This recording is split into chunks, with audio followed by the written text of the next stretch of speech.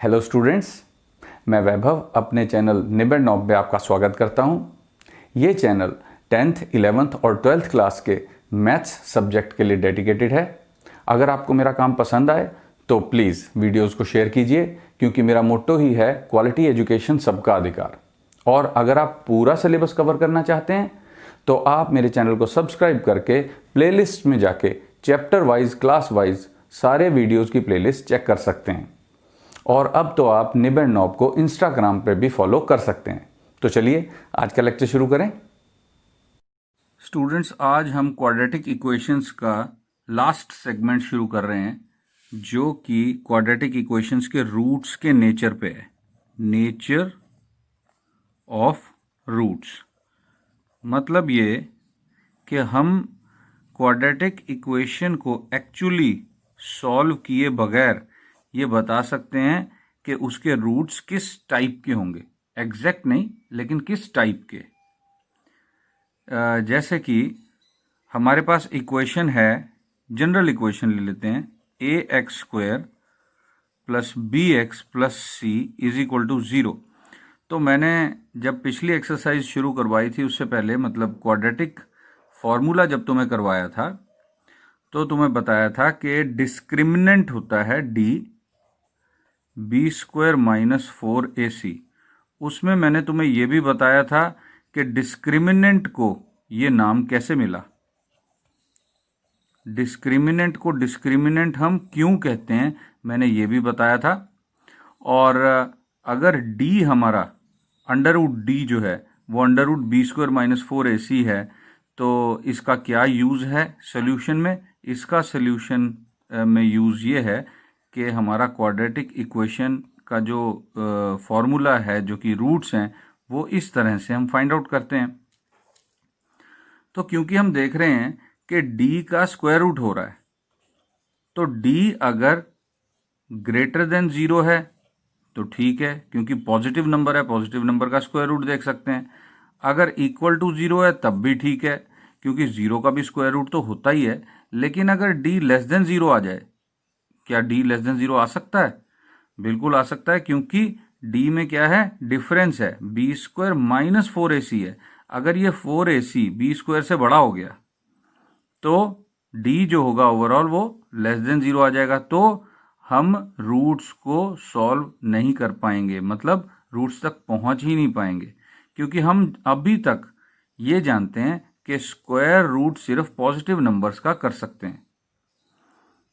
क्यों? क्योंकि स्क्वायर करके, अब देखो ना, कोई भी x है, मतलब मान लो x is any real number, any real number, ठीक है स्टूडेंट्स। हम जानते हैं कि उसका स्क्वायर अगर कर दिया जाए तो वो पॉजिटिव हो जाता है, या x अगर 0 है तो वो 0 हो जाएगा। सारे रियल नंबर इसी एक क्वालिटी से जुड़े हुए हैं। तो जब भी हम स्क्वायर करेंगे किसी नंबर का, वो 0 या उससे बड़ा हो जाएगा।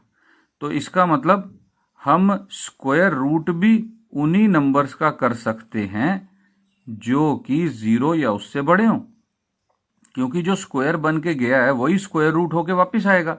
स्क्वायर जब स्क्वायर करके बन के गया तो नंबर हो गया पॉजिटिव या 0, यानी कि नॉन नेगेटिव। तो नॉन नेगेटिव नंबर्स का ही स्क्वायर रूट किया जा सकता है। तो इस केस में हम क्या कहते हैं स्टूडेंट्स, हम ऐसा कहते हैं कि if d is greater than 0 then roots are real and unequal. ये अनइक्वल क्यों है? क्योंकि डिस्क्रिमिनेंट है। डिस्क्रिमिनेंट का मतलब ही होता है जो डिस्क्रिमिनेट कर दे, जो फर्क डाल दे। किसमें फर्क डालेगा? रूट्स में फर्क डालेगा। ये तो पहली कंडीशन हो गई। दूसरी, if d is equal to 0 then roots are real and equal. Equal क्यों हो जाएंगे? देखो, हम यहां पे प्लस माइनस क्या कर रहे हैं, √d। तो अगर तो ये √d में कोई d की जगह नॉन नेगेटिव नंबर है, फिर तो माइनस बी से वो प्लस भी हो रहा है, माइनस बी में से माइनस हो रहा है, तो दो अलग अलग रूट्स आएंगे। लेकिन अगर डी की वैल्यू 0 है, ये वाला पोर्शन ही खत्म हो गया, तो एक्स की value minus B over 2a रह गई। हम देखेंगे भी, इक्वेशन सॉल्व करेंगे देखेंगे। और तीसरी कंडीशन क्या थी? If D is less than 0 then no real roots. ये इक्वेशन हम इस वक्त सॉल्व नहीं कर सकते। तो इसी चीज पर हमारी एक्सरसाइज है स्टूडेंट्स, एक्सरसाइज 4.4। तो मैं एक्सरसाइज 4.4 का क्वेश्चन लिखता हूं पहला। तो स्टूडेंट्स ये है हमारा question number 1, find the nature of the roots of the following quadratic equations. तो इस क्वेश्चन में 3 पार्ट्स हैं, और पहला पार्ट ये है, हमें कहा गया है कि इसमें नेचर ऑफ रूट्स पता करो। नेचर ऑफ रूट्स जैसे real and unequal, real and equal, no real roots, ये इनमें से कौन सा केस होगा ये पता करना है। और आगे क्या कहा हुआ है? If the real roots exist. Real roots कब एग्जिस्ट करेंगे? जब डी ग्रेटर देन 0 या इक्वल टू 0 होगा। फाइंड देम, तो तब हमें वो फाइंड भी करने हैं। तो चलो फिर हम ऐसा करते हैं, इसको सॉल्व करते हैं। यहां पे हमें ए बी सी की वैल्यू पता करनी है, तो हम लिखेंगे here A is equal to 2, B is equal to -3, C is equal to 5। तो therefore discriminant comma D is equal to, formula जरूर लिखना है स्टूडेंट्स।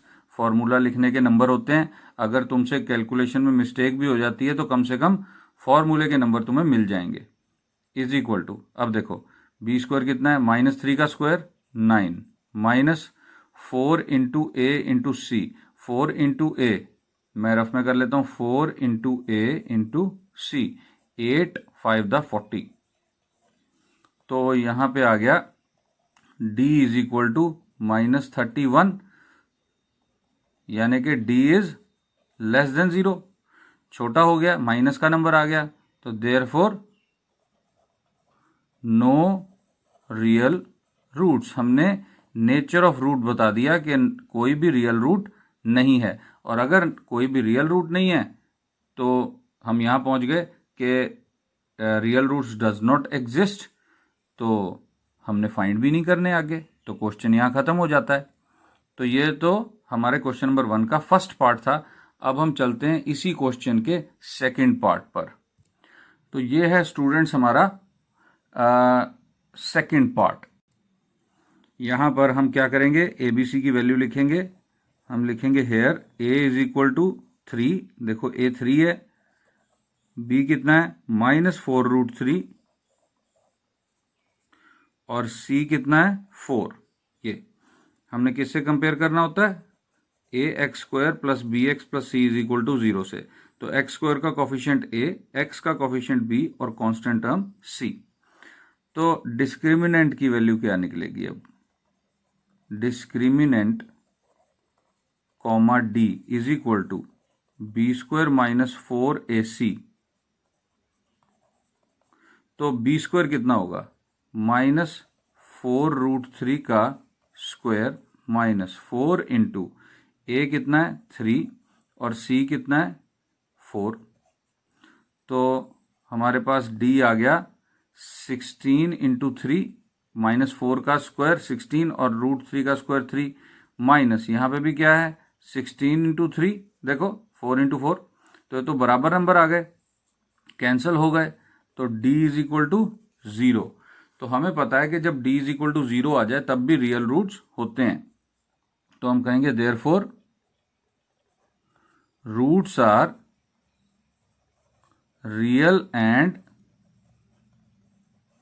इक्वल। दोनों रूट्स जो होंगे वो रियल होंगे, लेकिन वो बराबर होंगे। तो क्योंकि रियल रूट्स हैं तो हमें वो अब सॉल्व करके पता भी करने चाहिए, तो हम वो सॉल्व करके पता करते हैं। Therefore x is equal to -b plus minus under root, अब हम यहां d लिख सकते हैं सिर्फ, क्योंकि हमने d कैलकुलेट कर रखा है, अपॉन 2a। तो -b कितना है? b की वैल्यू थी -4√3, तो वो हो जाएगा 4√3, plus minus 0 under root 0, D की वैल्यू 0 है हमने पुट कर दी, अपॉन 2a, a कितना है 3, तो 2a मतलब 6, तो ये आ गया 4√3 अपॉन 6। तो रूट्स हमने फाइंड आउट करने हैं, क्योंकि 2 रूट्स होते हैं हमेशा स्टूडेंट्स, हमें पता होना चाहिए, तो हमने लिखने भी 2 बार है। ये 4 जो है ये कैंसिल हो गया, ये 3 कैंसिल हो गया, तो 2√3 अपॉन 3 आ गया। तो रूट्स क्या है 2√3 अपॉन 3 कॉमा 2√3 अपॉन 3। तो ये असल में हमने 2 रूट्स को दर्शाना जरूरी होता है। क्वाड्रेटिक इक्वेशन के हमेशा 2 रूट्स होते हैं, तो हमने इस तरह उनको सॉल्व करके दिखा दिया। तो ये तो था सेकंड पार्ट। अब मैं लिख रहा हूं थर्ड पार्ट। थर्ड पार्ट में है 2x² minus 6x plus 3 is equal to 0। तो फिर वैसे ही स्टार्ट किया मैंने, here a is equal to 2, b is equal to -6, c is equal to 3। ठीक है स्टूडेंट्स, तो discriminant comma d is equal to b² minus 4ac, तो -6 का स्क्वायर b का square minus 4 into a into सी, तो d is equal to, देखो 36 आ गया, -6 का स्क्वायर माइनस 4 टू द 8, 8 3 द 24, तो d की वैल्यू कितनी आ गई, d की वैल्यू आ गई, देखो 36 माइनस 24 करेंगे तो 12 आ जाएगी। तो इसका मतलब ये हो गया कि d इज ग्रेटर देन 0। अब ग्रेटर देन 0 है तो therefore roots are real and unequal. Roots जो हैं इस क्वाड्रेटिक इक्वेशन के वो रियल भी हैं और अनइक्वल हैं। तो क्योंकि रियल हैं, रूट्स आर, तो हम सॉल्व भी कर सकते हैं उनको। हमें सॉल्व करके दिखाना है। -b plus minus under root d upon 2a which is equal to 6 plus minus under root 12, देखो d की वैल्यू 12 थी, अपॉन 2a यानी कि 4। तो 6 प्लस माइनस, देखो 12 जो होता है वो 4 इंटू 3 होता है, तो इसका अंडर रूट है, इस 4 का तो 2 बाहर निकल आया और √3 अंदर रह गया, तो 2√3 अपॉन 4। अब इसको थोड़ा सा और सॉल्व कर लेते हैं। x इज इक्वल टू, इन दोनों नंबरों से 2 कॉमन ले लेते हैं, 2 मैंने कॉमन लिया, तो 3 प्लस माइनस √3 आ गया, होल अपॉन 4।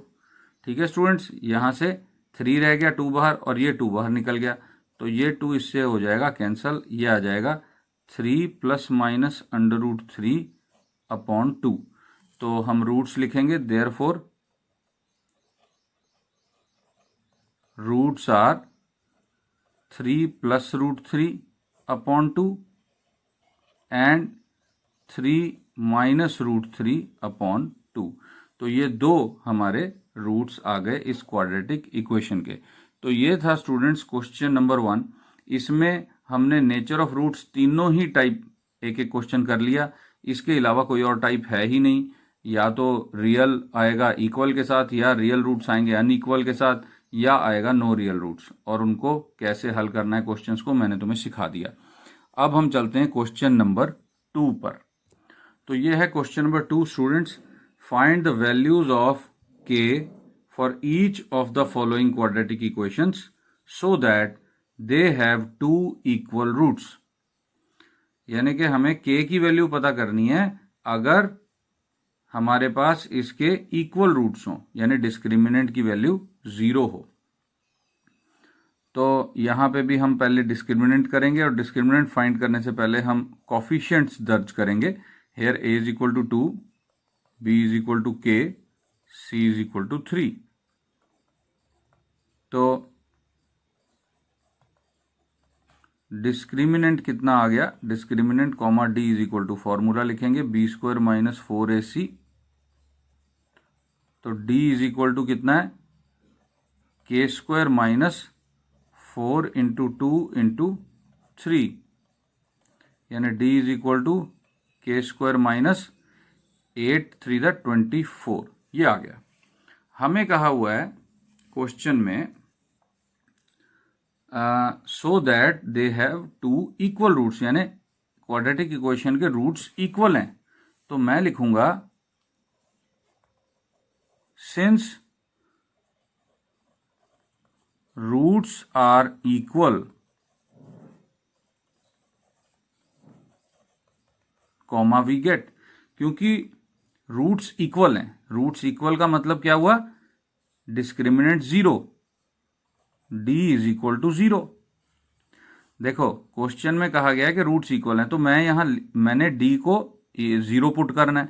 तो 0 क्यों पुट करना है वो मैंने लिखा है। सिंस का मतलब होता है क्योंकि रूट्स इक्वल हैं, इसलिए हमें d is equal to 0 put करना है। हमें ये मिला, तो इसका मतलब क्या हो गया, k square minus 24 is equal to 0। तो k square is equal to 24, k is equal to plus minus under root 24। अब अंडर रूट 24 को सॉल्व करते हैं। देखो रफ में कर लेते हैं थोड़ा सा, कि ये होता है 6 इंटू 4, तो ये अंडर रूट में है 24, तो 4 जो है उसका स्क्वायर रूट 2 बाहर और अंडर रूट 6 अंदर। तो k की वैल्यू क्या हो गई, k is equal to plus minus 2 under root 6। तो ये स्टूडेंट्स हमारा k की वैल्यू आ गई, आंसर आ गया। यहां पर हमें पता है कि k की वैल्यू, दो वैल्यूज आ रही हैं k की। इस जगह k को 2 रूट 6 पुट कर दो, चाहे माइनस 2 रूट 6 पुट कर दो, हमारे पास इस इक्वेशन के इक्वल रूट्स ही आएंगे और डिस्क्रिमिनेंट की वैल्यू हमेशा 0 आएगी अगर इन दोनों में से कोई भी एक वैल्यू हम पुट कर देते हैं। तो स्टूडेंट्स अब हम चलते हैं इसके सेकेंड पार्ट की तरफ। तो सेकेंड पार्ट में जो इक्वेशन दी हुई है वो है कि x ब्रैकेट में x minus 2 plus 6 is equal to 0। तो इसे एक बार ओपन कर लेते हैं ब्रैकेट को। तो के एक्स स्क्वायर, के एक्स एक्स के साथ मल्टीप्लाई हुआ, माइनस का 2kx, ठीक है स्टूडेंट्स, के एक्स स्क्वायर और minus 2kx plus 6 is equal to 0। तो यहां पे कॉफिशिएंट क्या बन गए, a तो k के बराबर आ गया, a की जगह k लिखा हुआ है, b जो है वो माइनस 2k बन गया x के साथ वाला कॉफिशिएंट, और c है 6। तो डिस्क्रिमिनेंट कैलकुलेट करते हैं।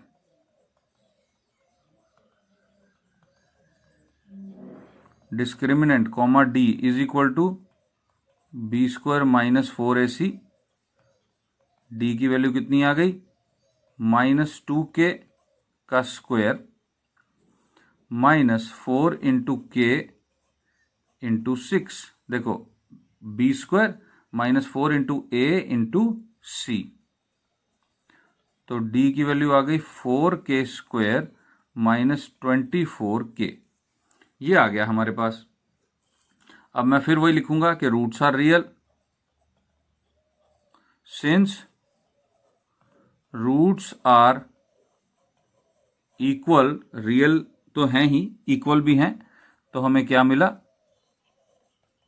We get d is equal to 0, यानी कि हमें यहां से मिला 4k square minus 24k is equal to 0। अब देखो यहां से 4 का ये भी मल्टीपल है, 4 1 4, और ये भी 4 का मल्टीपल है 24, और 0 तो हर नंबर का मल्टीपल है ही। तो हम क्या कर सकते हैं, पूरी इक्वेशन को 4 से डिवाइड कर सकते हैं। तो कर देते हैं, आ जाएगा k square minus 6k is equal to 0। अब यहां इसको सॉल्व करना है, तो हमने क्या किया, k को कॉमन ले लिया, k minus 6 is equal to 0।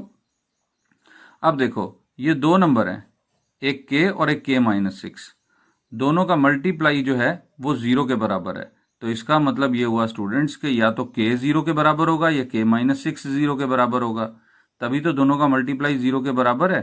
तो इसका मतलब क्या हो गया, k इज इक्वल टू 0 और k minus 6 is equal to 0। तो k की दो वैल्यूज आ गई, k इज इक्वल टू 0 और 6।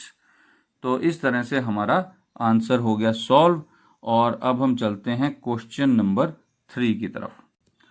तो स्टूडेंट्स ये है हमारा question number 3.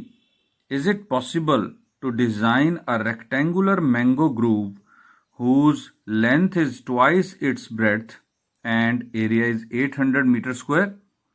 If so, find its length and breadth. अब स्टूडेंट्स ये क्वेश्चन बिल्कुल हमारी डेली लाइफ से जुड़ा हुआ है. हमको ये पूछा हुआ है कि क्या ये पॉसिबल है कि हम एक रेक्टेंगुलर यानी रेक्टेंगल की शेप का एक ऐसा मैंगो का ग्रूव बनाएं कि जिसका एरिया 800 मीटर स्क्वायर हो और जिसकी जो लेंथ है वो डबल हो ब्रेड्थ से. यानी कि अगर इसकी ब्रेड्थ हम x ले लेते हैं तो लेंथ होगी 2x. Length is twice its breadth.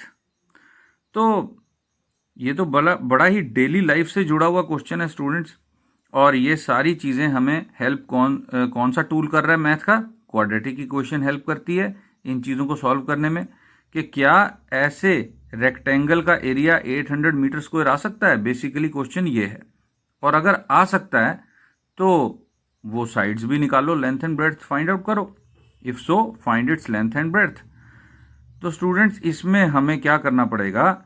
इसमें हमें एरिया बता रखा है तो एरिया का फॉर्मूला लगाना पड़ेगा. और एरिया का फॉर्मूला लगाकर हम देखेंगे कि जो क्वाड्रेटिक इक्वेशन बन गई है क्या उसको हम सॉल्व कर सकते हैं. यानी पिछले क्वेश्चन नंबर 1 की तरह ही कि अगर हम डिस्क्रिमिनेंट जो है वो 0 या उससे बड़ा आता है और अगर आता है तो हम उसको सॉल्व करके भी दिखाएंगे.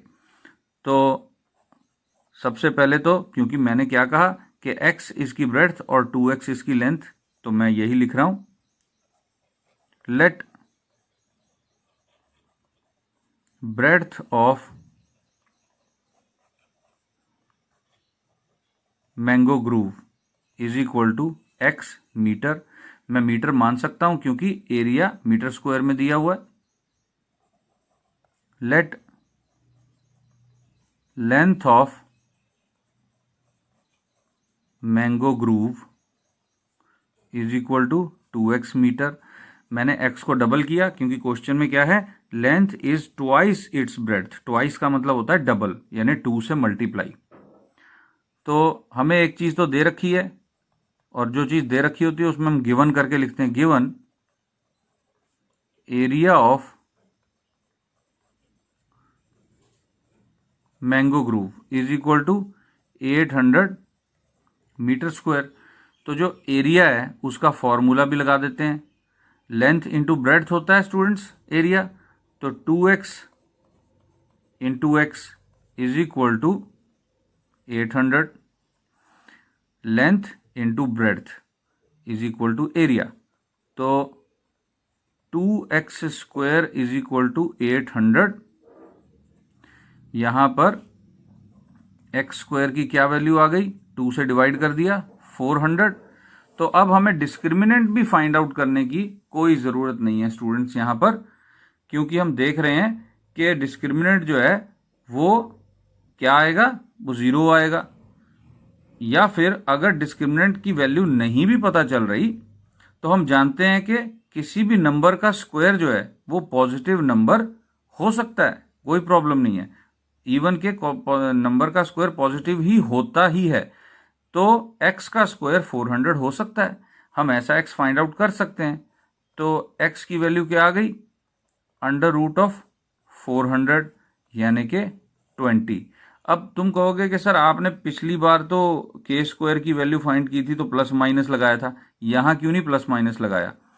x की वैल्यू प्लस माइनस 20 हम लिख सकते हैं, लेकिन हम जानते हैं कि x क्या है? Breadth of a rectangular field. Mango groove की ये लेंथ और ब्रेड्थ से जुड़ा हुआ सवाल है स्टूडेंट्स. तो इसलिए x जो है वो तो पॉजिटिव ही होगी, वो नेगेटिव हो ही नहीं सकती. इसलिए हम x को नेगेटिव कंसीडर ही नहीं करेंगे. नेगेटिव वाला पार्ट हमने छोड़ दिया. x is equal to 20. तो x की वैल्यू आ गई. तो हम क्या, अब आंसर x की वैल्यू नहीं है, आंसर तो लेंथ एंड ब्रेड्थ है. तो देयरफॉर दिस इज पॉसिबल. सबसे पहले तो हमें ये बता देना है कि ऐसी सिचुएशन पॉसिबल है जहां पर लेंथ ब्रेड्थ जो है वो इस रेशो में हो, मतलब लेंथ जो है वो डबल हो और एरिया ये हो 800 मीटर स्क्वायर। और फिर हम कहेंगे कि length of mango groove comma कितना था, 2x था, x की वैल्यू 20 है, डबल कर दो 40 metre, breadth of mango grove यानी कि x 20 मीटर। तो ये हमारा आंसर हो गया सॉल्व। तो अब स्टूडेंट्स ऐसा करते हैं, हम चलते हैं क्वेश्चन नंबर 4 की तरफ। क्वेश्चन नंबर 4 पे जाने से पहले मैं तुमसे वही रिक्वेस्ट करूंगा कि 1 to 5 स्केल पर रेटिंग ज़रूर दें कमेंट्स में जाके, मेरे वीडियो के कमेंट सेक्शन में जाके आप 1 to 5 यानी 1 लोएस्ट 5 हाईएस्ट कोई सजेशन हो तो वो भी दे सकते हो। और सारा सिलेबस कवर करो स्टूडेंट्स, मेरे चैनल को करके ना सब्सक्राइब, प्लेलिस्ट चेक करो, ताकि सारा सिलेबस जब यहाँ से कवर करोगे तो अपने पेरेंट्स को तुम ट्यूशन के बोझ से मुक्त कर दोगे। स्टूडेंट्स, ट्यूशन का बोझ अपने पेरेंट्स पे मत डालो और सारा सिलेबस कवर करो। तो ऐसा करते हैं, अब चलते हैं हम क्वेश्चन नंबर 4 की तरफ। तो ये है question number 4, is the following situation possible. अब हमें एक सिचुएशन दी हुई है, क्या ये पॉसिबल है? तो इफ सो, अगर पॉसिबल है, डिटरमाइन देयर प्रेजेंट एजेस, यानी कि एजेस से रिलेटेड ये क्वेश्चन है, उम्र से रिलेटेड क्वेश्चन है। The sum of ages of two friends is 20 years.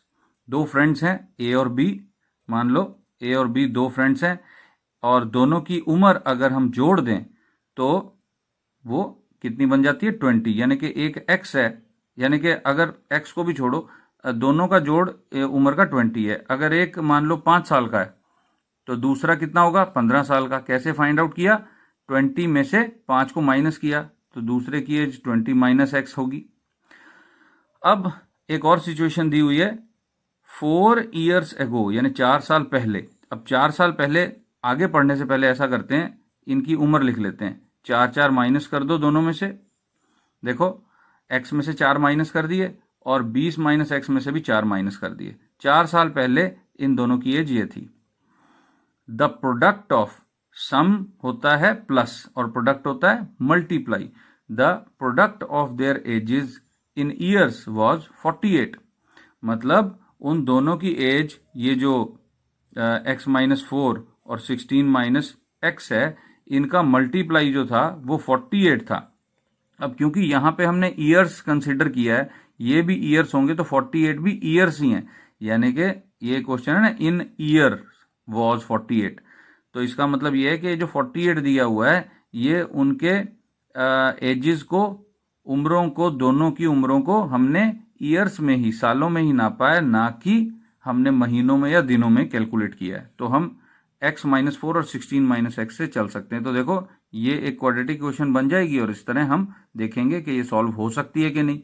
तो हम पता लगाएंगे कि if is the following situation possible, और अगर ये पॉसिबल हो जाती है, if so determine their present ages. तो हम लिखते हैं, let the present ages are x and 20 minus x.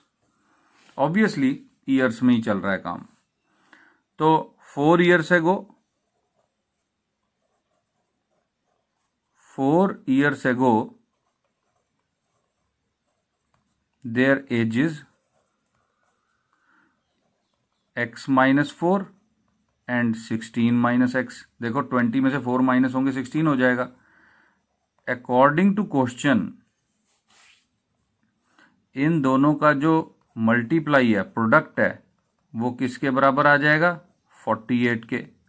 तो अब हम ब्रैकेट खोलते हैं, x into 16x minus x into minus x minus x square minus 4 into 16 कितना आ जाएगा, 64। 16 4 द 64 माइनस 4 माइनस एक्स यानी प्लस का 4x is equal to 48।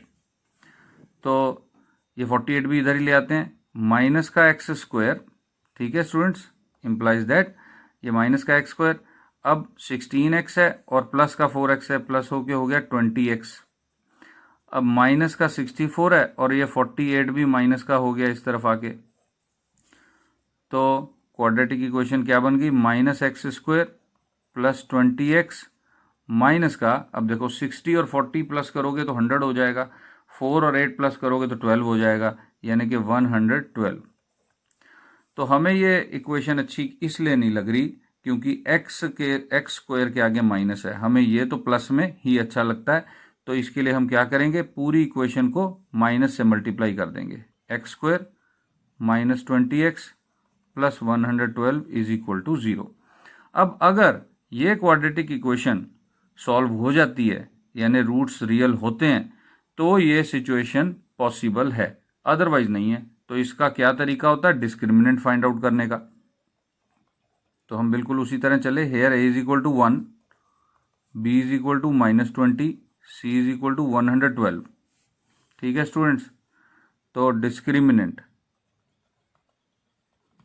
Discriminant comma d is equal to b² minus 4ac, d is equal to b का square यानी -20 का square -4 into a into c।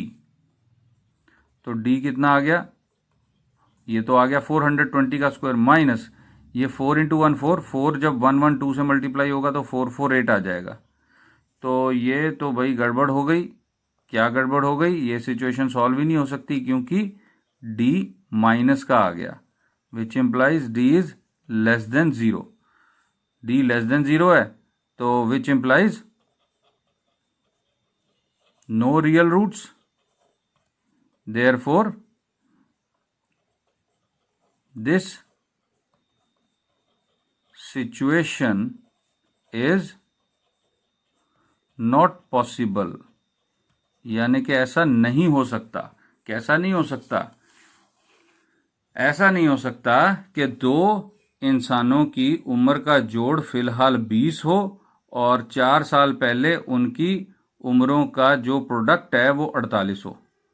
ये situation नहीं हो सकती, ये हमने दिखा दिया।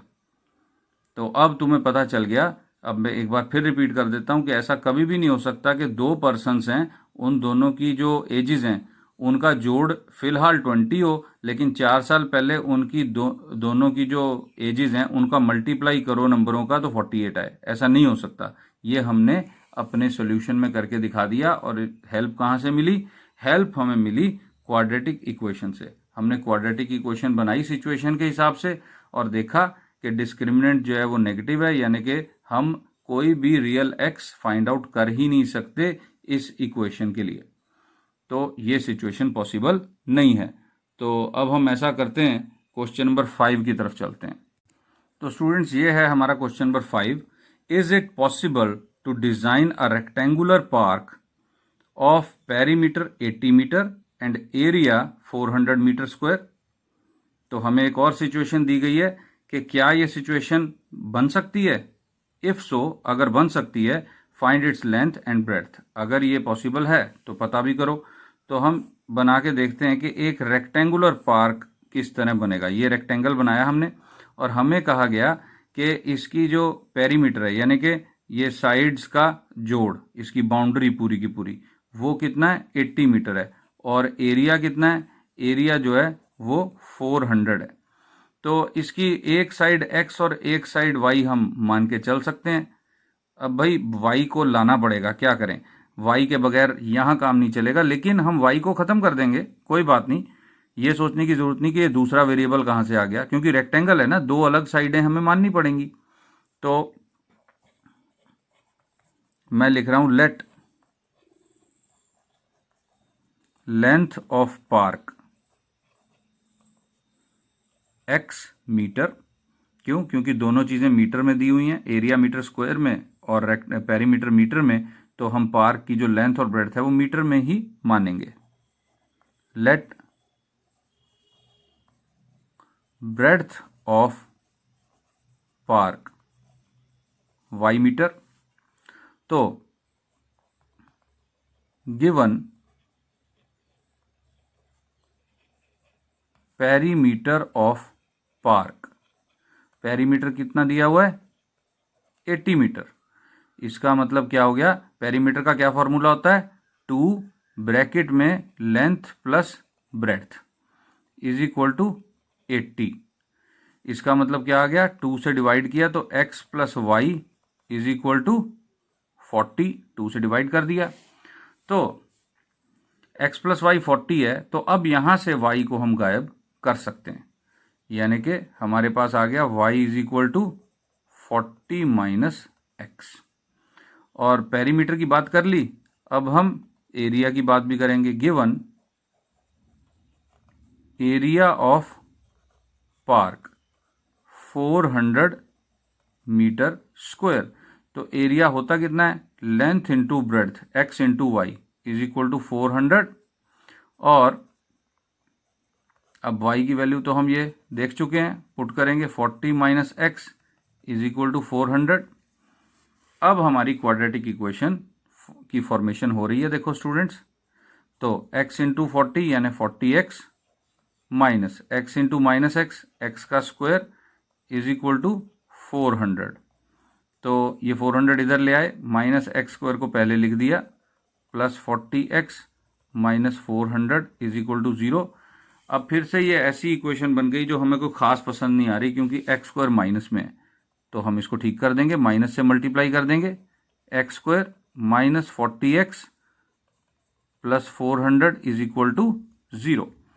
तो अब इसका डिस्क्रिमिनेंट कैलकुलेट करते हैं हम। Here a is equal to 1, b is equal to minus 40 and c is equal to 400। ठीक है स्टूडेंट्स, तो discriminant comma d is equal to B square minus 4ac। d कितना आ गया? देखो इसका स्क्वायर करके मैं डायरेक्ट लिख रहा हूं, 1600 माइनस 40 का स्क्वायर माइनस 4 इंटू ए करेंगे तो 4 आ जाएगा, तो 4 इंटू 400 1600। तो ये कितना आ गया? 0, which implies d is equal to 0। तो देयरफॉर अब रूट्स कौन से हो गए? Roots are real and equal. जब रूट्स रियल हैं, चाहे इक्वल हो चाहे अनइक्वल हो, दोनों ही केसेस में पॉसिबल तो है। This is possible, this is possible मतलब मैं किसको कह रहा हूं? दिस मतलब ये रेक्टेंगुलर पार्क पॉसिबल है। तो हमें कहा गया था, एक बार फिर क्वेश्चन को देख लेते हैं। इफ सो, अगर पॉसिबल है तो लेंथ और ब्रेड्थ भी पता करो। तो पता कर लेते हैं। कैसे पता करेंगे? इस इक्वेशन को सॉल्व करके। तो therefore x is equal to minus b plus minus under root d upon 2a means, अब b की वैल्यू माइनस 40 थी तो माइनस b की वैल्यू आ गई 40, प्लस माइनस 0, d की वैल्यू 0 अपॉन 2a, तो 40 अपॉन 2 आ गया 20।